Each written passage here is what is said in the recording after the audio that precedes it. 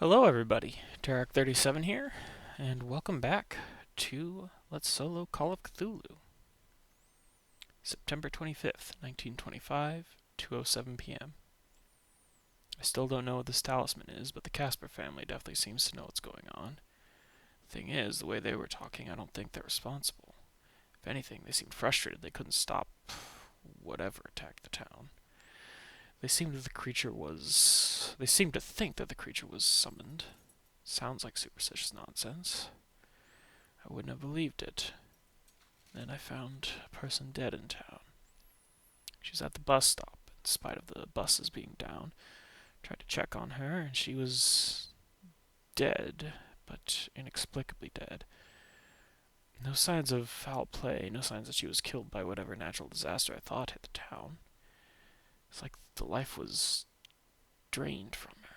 Her skin withered and charred. Her hands was a book. I've never seen its like before.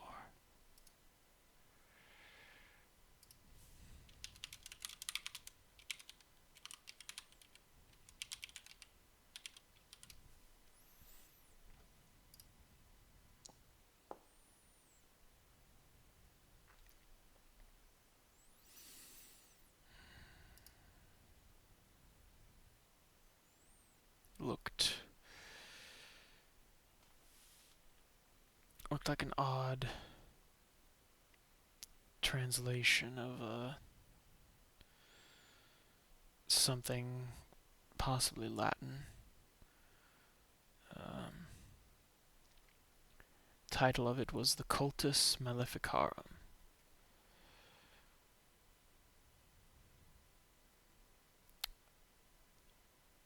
I don't know.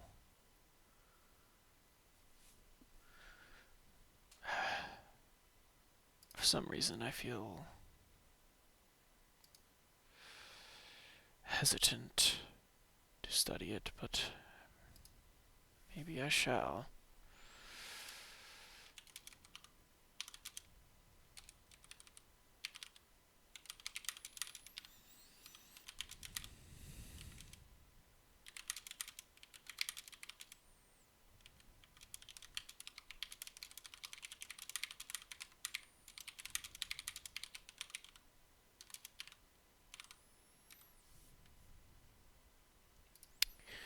So, couple things.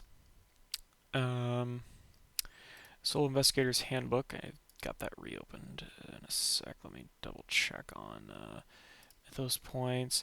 I'm pretty sure seeing that would be terrifying. So Mythos points goes up by 5.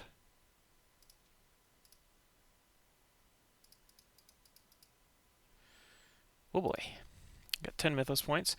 And our good old friend Richmond Osnich needs to make a sanity check.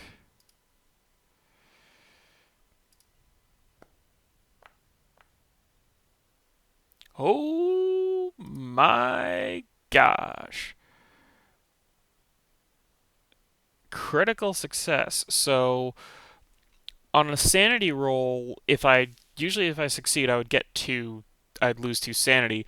I think on a critical success, I'm going to say good old Richmond, he is standing surprisingly strong against what he just saw. Gosh, I keep trying to remember to search Pinterest for a image of a. I guess I could look for a random image of a 1920s reporter. Um, but yeah, I'm gonna say that. So you might be wondering why I specified. I asked if it was the Necronomicon because I looked for first. I wrote the journal entry down a little while ago, um, and then I started like trying to figure out what spell. And the only spell that came to mind was a spell called Shriveling, and that is found in either a book called Cote de Goût, which I believe, or I don't know how to pronounce it, but it's French, or the Necronomicon. Many of the translations, other than the one done by what's it say, Dr. John D. Um, so I asked if it was the Necronomicon, and when it did, I looked through the versions of the Necronomicon, and the Sussex manuscript, also known as the Cultus Maleficarum, is a muddled, incomplete translation of the Latin Necronomicon, printed in Sussex, England, in an octavo edition, and it says suggested spells same as Al Azif, which includes the shriveling spell that I decided is what killed the lady, but possibly dangerously flawed in form and intent, which fits with all the other spells, which include calling and dismissing various creatures. So, um, so yeah, I think that is was a so that's where my thought process went. So it wasn't entirely random. Um, I basically had two options. Oh, also, because I'm pretty sure everything's started to go a bit more crazy, chaos factor goes up. Things are definitely a bit more chaotic. Um, so now, um, I need to figure out what the next step is. Here's the thing. Um, I'm going to do a roll on the story direction table and add my mythos points to the roll, which is what I should have been doing all the time. I don't think I did it every time. But 1d100, add 10, so we're at 6, or not 60, 50, which means we are in the, we're going to discover something else. Now, this is, we have a chance to learn something. I roll to discover what it is, what the skill roll required would be. We've got a couple things, obviously. Like, we have this book, which could be the discovery, but I don't think, like, just finding the book, I don't think we're really in an age with fingerprints, or if we are, I doubt Richmond Osnich has that on his person. Um, so we're going to see what else he can discover and try to tie it into the book. Okay, 47. 47. A news report relating to your case. Interesting.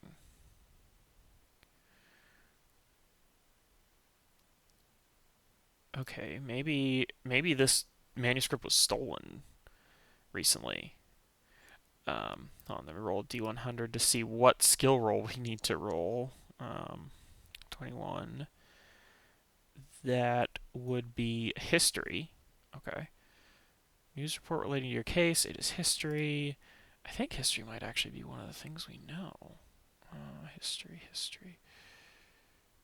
Yeah. And, all right. Let's roll. Come on. Don't screw me over. Gosh. Darn it.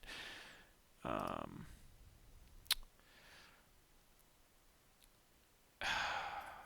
I'm going to push it. Like, come on, man. All right. Oh, come on. I rolled worse than last time. Okay, well, I'm going to say, let's see, what would be a good consequence for this?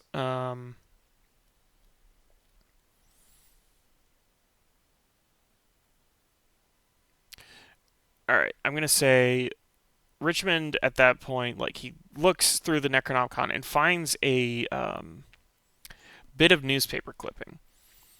And he's tossing and turn, like, he's looking through it, like, and he knows this is a clue. This is a clue. He can if he can just figure this out. But due to the rain, the water, who knows what, it's completely illegible. He tries everything he can think of, and just nothing. You know what? I'll say he takes a sanity. Um, the reason I'm going to say he takes a point of sanity damage is because it's starting to get worrisome. Like, it's starting to gnaw at him. Things are starting to get weird. Um, And he knows at this point he might need to start looking into this book. He might need to start. He doesn't want to. He's starting to realize, like, something's telling him, no, no, no, no, I should not. I should not. Um,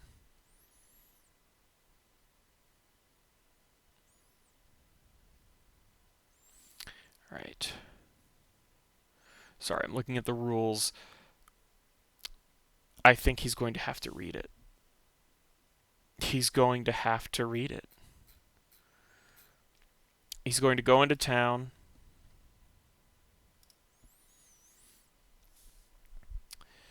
Uh, let's see.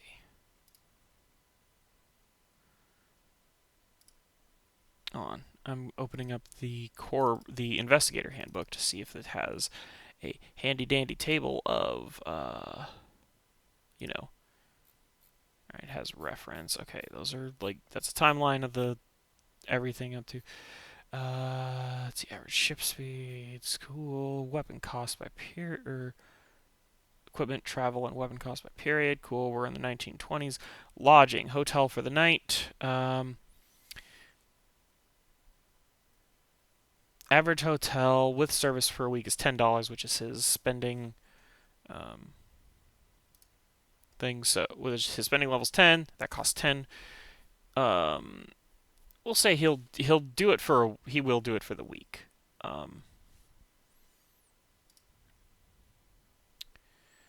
he'll do it for the week. Again, not happy about it, but he's got to do something about it. He's going to do this for the week, and then he's going to attempt to read the Necronomicon, or more specifically, the where is it? Where is it? The Cultus Maleficarum, and just for reading it, he has to take a D6 sanity. He's gonna look through this. Yeah, that's about what I expected. All right. Now I'm gonna see, because it has like rules for something called CMI, page 173 in the book. Reading Mythos books. Opening a Mythos tome is a dangerous business. It was written by someone who's experienced, and it's. Yeah.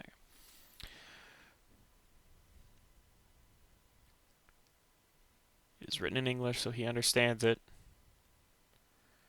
Um, Determining language is make to continue. This is where the investigator is exposed to the fire within. Initial reading can be swift and may represent the reader only having skimmed the book sufficient to gain some insight. Can take as much time as the keeper wishes. This may be minutes, hours, days, or weeks. To make a reading roll, makes an appropriate language skill roll on 1d100. Well, it's in English, so, but I guess language English. Let me double check on this. I'm learning rules of Cthulhu on this. Actually, it says I might not need to make a reading roll if I know the language as anyone with a modicum of skill. Be regular difficulty, handwritten works like hard difficulty. As a reading roll, they perhaps get no sanity points are lost, no Cthulhu myth skills is gained. Case Cthulhu Mythos skill points and sanity point loss for each tome. Each tome has two values for Cthulhu Mythos. CMI, Cthulhu Mythos Initial, showing how many Cthulhu Mythos skill points are given for initial reading, and CMF, that shows how many points are given for full study tome. Once the investigator has made initial reading, the keeper should reward them with the initial reading number. The reader now automatically loses the sanity cost of the tome. No sanity rolls made. Non-believers do not take this sanity loss.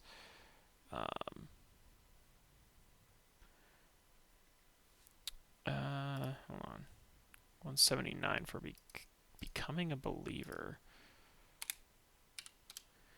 Um,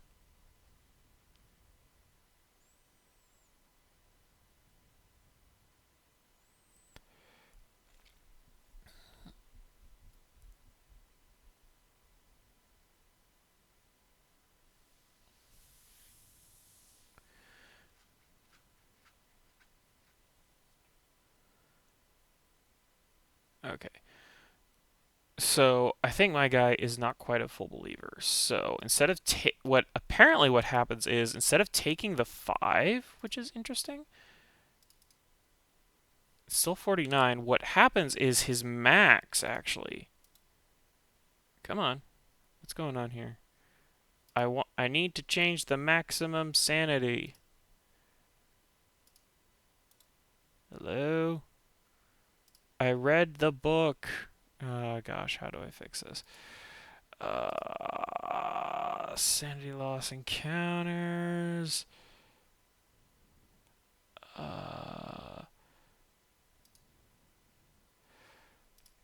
Type sanity loss encounter. Reason. Red. Cultus. Maleficarum. Sanity points lost 5. How do I do this right? This is weird. Yeah, I'm not seeing anything.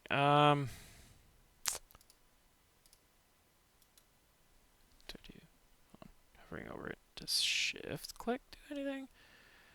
So if I do 94, nope, nothing. Okay. Interesting.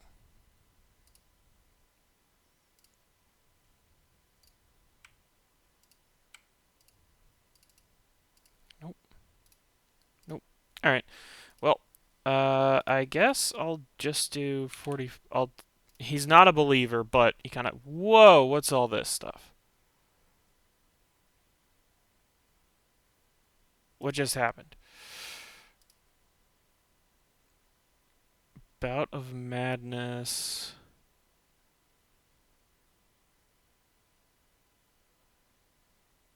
Insanity. I'm guessing something I did that. I don't know what, though. Let's see here. Temporary insanity. Okay. If an investigator loses 5 or more sanity points from a single source of sanity loss, sanity roll, or reading a tome, sufficient emotional trauma has been suffered that the keeper must test the investigator's sanity. The keeper asks for an intelligence roll. If the roll is failed, the investigator has repressed the memory and does not become insane. Perversely, if the intelligence roll succeeds, the investigator recognizes the full significance of what has been seen or experienced and goes temporarily insane. The effects of temporary insanity begin immediately and last for 1d10 hours. Okay, so we roll int and see what happens if we have this bout of madness. Okay, 73. So that means we failed. We repress the memory and don't become insane. Okay, good to know. So I'm going to get rid of both those. Because we failed our int roll, which is good. If we had a higher intellect, we would have been in trouble. So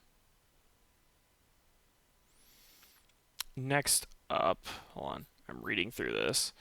Okay, so we still learned something from this.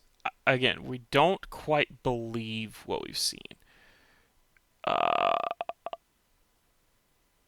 Plus 2. Okay, plus 2 because it's poorly translated. So our Cthulhu Mythos skill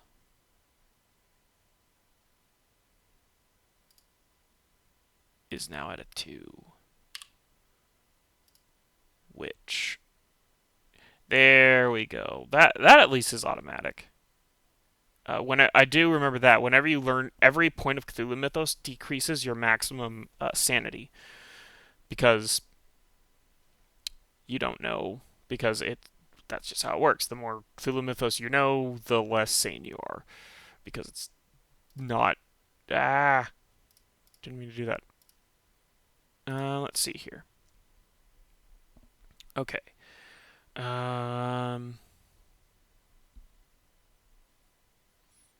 Okay, so let's see. We've done the sanity loss. The Mythos rating of this is 21. Let me see. Percentage chance for finding a useful reference within the tome. See page 175. yeah, it's going to take us a while to learn it, but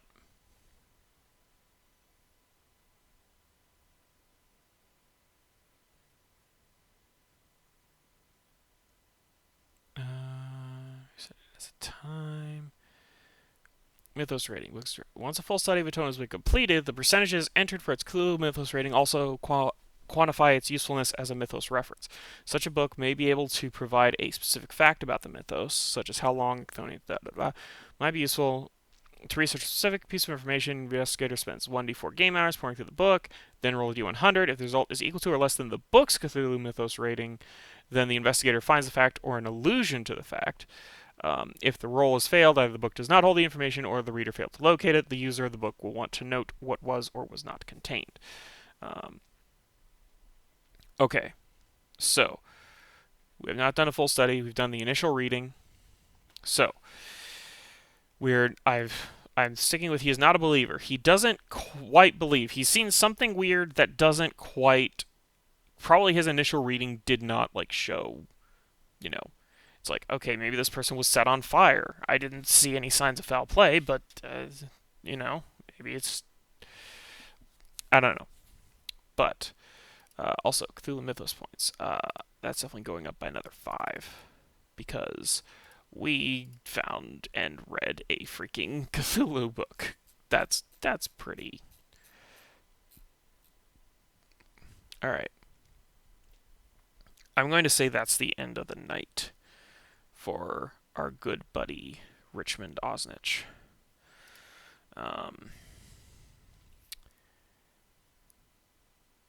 What to write? What I'm going to try to do is I'm going to try to write. I'm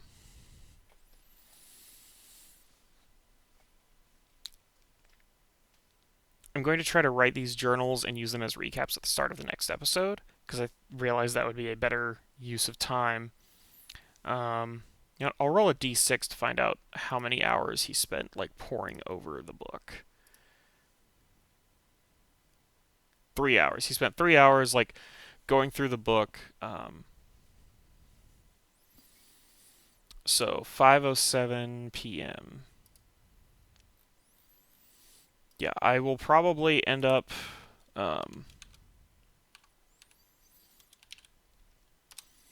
I'll write this later, and then at the start of the next episode, I'll read it as a sort of recap. Thank y'all for watching / listening. I hope this was interesting. At least I know not a lot happened other than us finding a version of the Necronomicon and reading it. Oh, I should ask a fake question then. Fake question. Did the initial reading... No. I'm not going to ask if it did because otherwise we might be here forever if I roll badly. And we don't want that. I'm going to say we definitely found a clue. Now the question is, what is a clue? Hold on.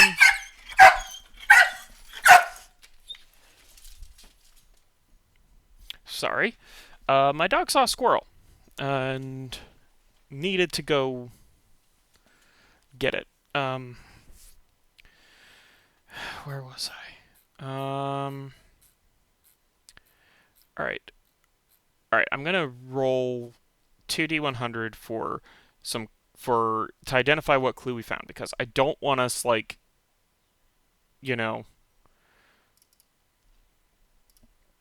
don't want to get bogged down just constantly going like, "Oh, did this give me a clue?" No. Oh well, cuz that's not fun. 95 and 20. All right, 95 warning damaged. Warning damaged. Okay.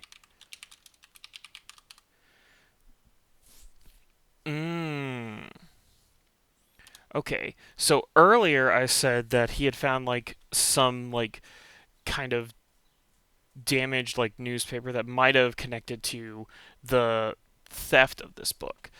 But like as he reads it, he finds someone basically took newspaper and clipped it around, like, kind of like the stereotypical, write a threatening note with newspaper clippings thing. This one is a similar one, uh, will say, addressed to the Casper family.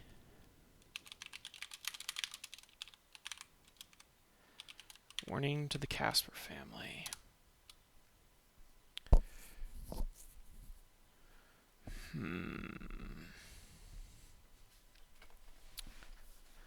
Let's see. Do not meddle in my affairs. This town will be cleansed. I'll say for the deep ones. So the deep ones.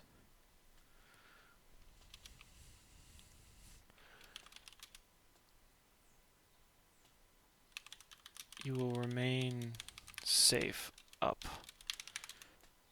on your hill if you cease interfering. A lot to put in that, but